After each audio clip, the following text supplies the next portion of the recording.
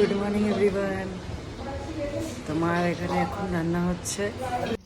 মায়ের এখানে কত গাছ লাগানো হয়েছে, সব জল দিয়ে ভিজে একদম সবুজ সবুজ লাগছে, কি ভালো লাগছে। অনেক গাছ লাগিয়েছে, এখনো উচ্ছে তোমাদের দেখাচ্ছি তারা। এই দেখো কত উচ্ছে হয়েছে।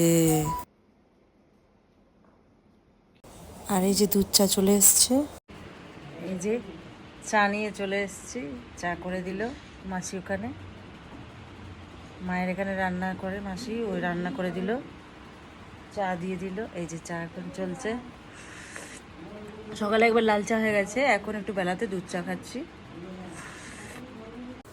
চা খাওয়ার পর সকালে গোলা রুটির সাথে বাটি চচ্চড়ি খেয়েছিলাম, খুব ভালোই বানিয়েছিল।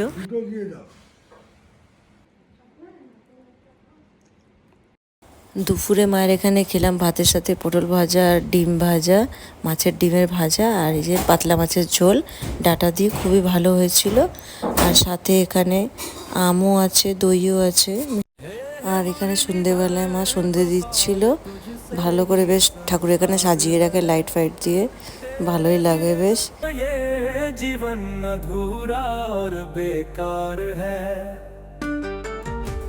এরপর সন্ধেবেলায় খেলাম চাউমিন, খুব ভালো বানিয়েছিল চাউমিনটা।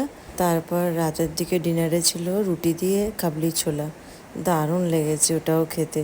তো এইভাবে সারা দিনটা কাটলো। তোমাদের ব্লগটা কেমন লাগলো কমেন্ট বক্সে অবশ্যই জানিও। আবার নেক্সট ব্লগ নিয়ে খুব শিগগিরই দেখা হচ্ছে। টাটা।